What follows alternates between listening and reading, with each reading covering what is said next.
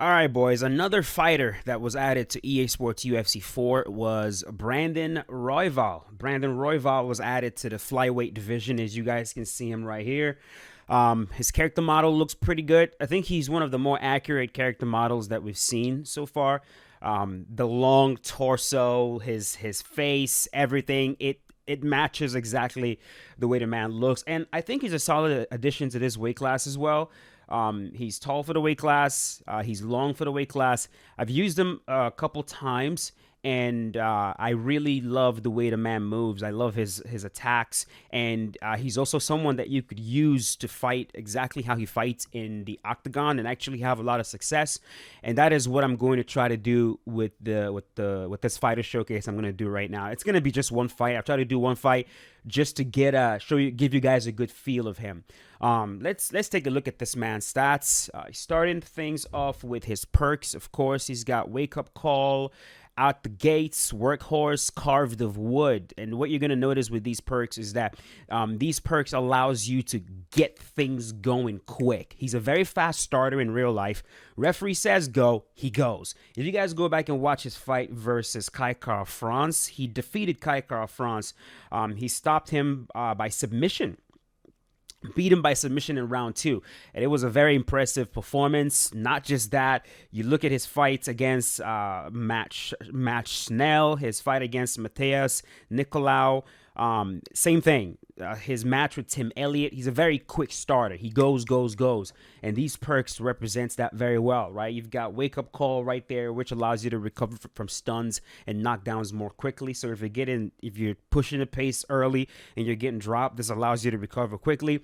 Out the gates, it's telling you strikes consume less stamina during rounds 1 and rounds 2. So those are the 2 rounds you want to try to get your win. If you look at this man's record, most of his wins have come in round number 1 or round number 2. You look at he's got workhorse, uses less stamina when grappling on the ground.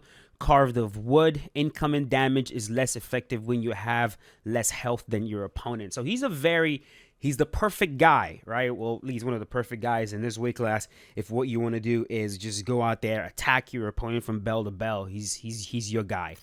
Stand up, punch speed of 93, punch power 90. Few people in his weight class have a lot of power anyway, so that's no surprise. Accuracy of 88, blocking of 89, head movement 90, footwork of 93. That is significant. His switch stance 88. He is a southpaw. He does not switch stances. He really doesn't. He likes to stick to southpaw.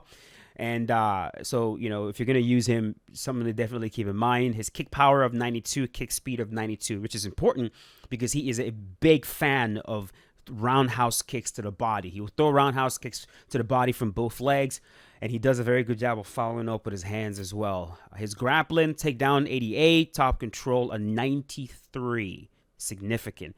Bottom control 91, submission of 94, which makes sense. Again, he submitted some very good guys. He has a submission win over Kai France. That's no easy task. Submission defense of 94, which is also very good. He does not have a lot of submission losses. Ground striking 93, clinch striking 88, clinch control 89. His health stats also are fairly decent. Actually more than decent. His chin 93. His cardio 93, chin 94, his body health 90, legs 90, recover 92. This is a durable guy. He really is a durable guy. So you're taking a look at his top moves, his leg chokes. Leg chokes, of course, we're talking about triangles, reverse triangles, stuff like that. His orthodox chokes, his guillotines, his BJJ transitions. A lot of his top moves have to do with his grappling, which doesn't really do me much favor. To be honest with you guys, as I'm using this guy, I'm not really looking to grapple with him too much. I like the way he fought. In his last few fights, and that's the version of him that I'm definitely going to be mimicking, especially because he's listed as a boxer, right? In the game, he's a boxer, but then all of his top moves are submissions, which is very interesting.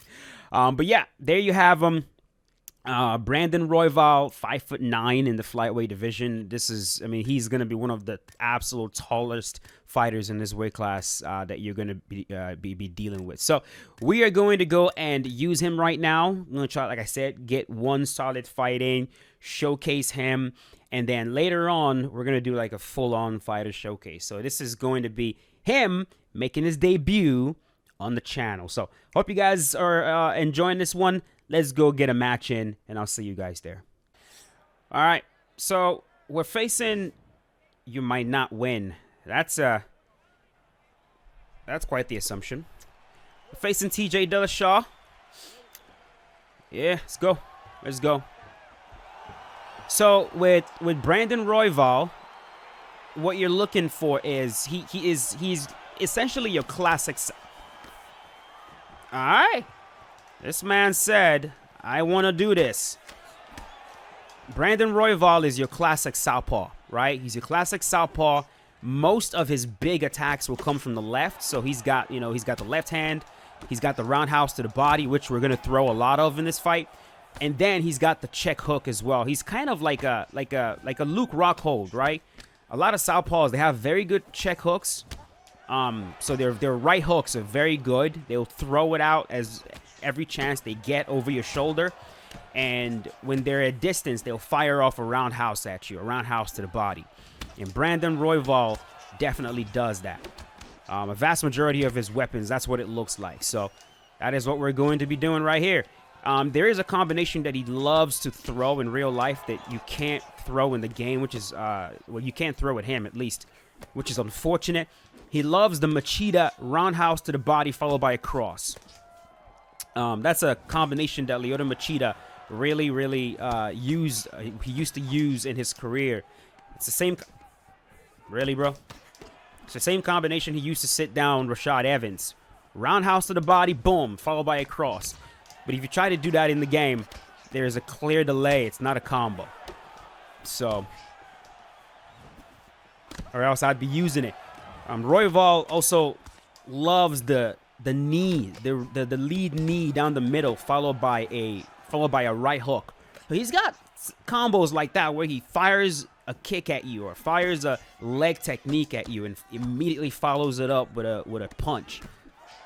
And it's usually the same side, right? He doesn't alternate sides. Like, he's not going to throw, he won't throw like a lead roundhouse kick at you and then throw a cross. He'll throw a lead roundhouse at you and throw a jab. So it's from the same side. Or he'll throw a roundhouse from his rear leg and then follow up with a cross. So from the same side. Or he'll throw a lead knee at you and follow up with a jab or a right hook. So that is something you notice when you watch him fight. There we go. Roundhouse.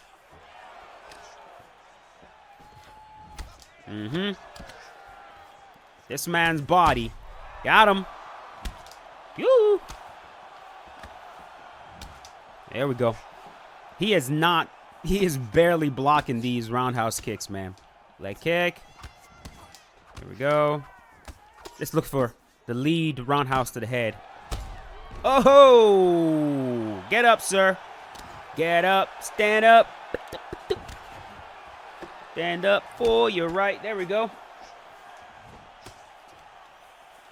Get up. Stand up. Don't give up the fight. There we go. Yeah, man. Feels fantastic. Feels absolutely fantastic. I like his height. I love his length in the game. I think he might be a decent counter to Brandon Moreno. But we'll see. We'll see. There we go. Nice. Let's actually use the check hook. There we go. Like that. Just like that. So back up with it. Woo. There we go. Yes. Roundhouse. That check hook is really, really good when you know for a fact that your opponent is really trying to push forward. You can like throw it over your shoulder. It works. It works really well. There we go. There you go.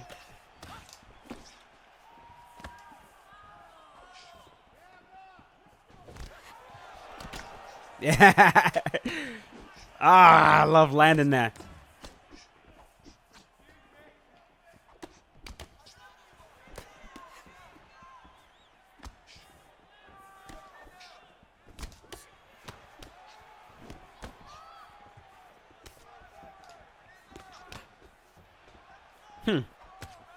All right, he's switching things up a little bit.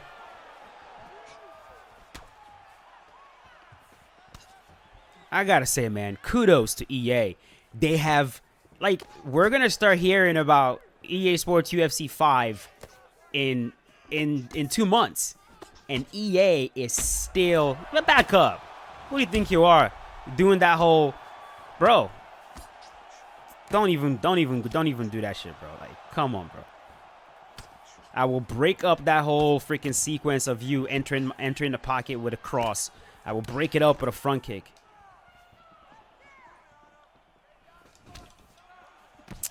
Yeah, kudos to EA, man. Still adding fighters, and we're about to get UFC 5. September, we're gonna get official, like a trailer for UFC 5, and we've already talked about how when we, bro, you're about to get front kicked again, dude.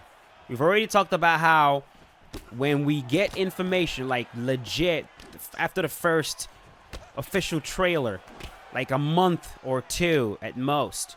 Afterwards, we typically get the game. So there we go. Get up, sir. Please, please, please, please.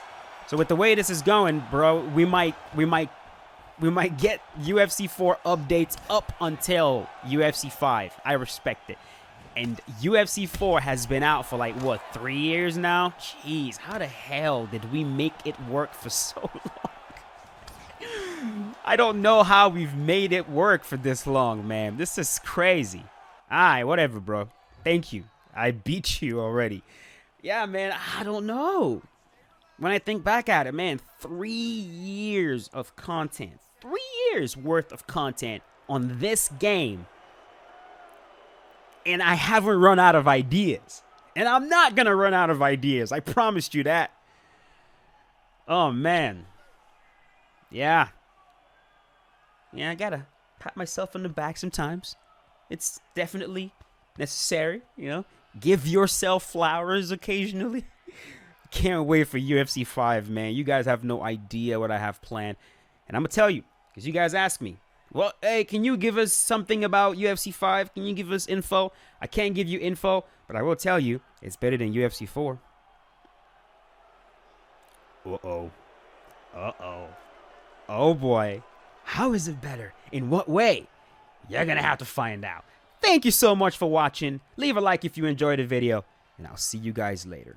Peace out. Have a good one.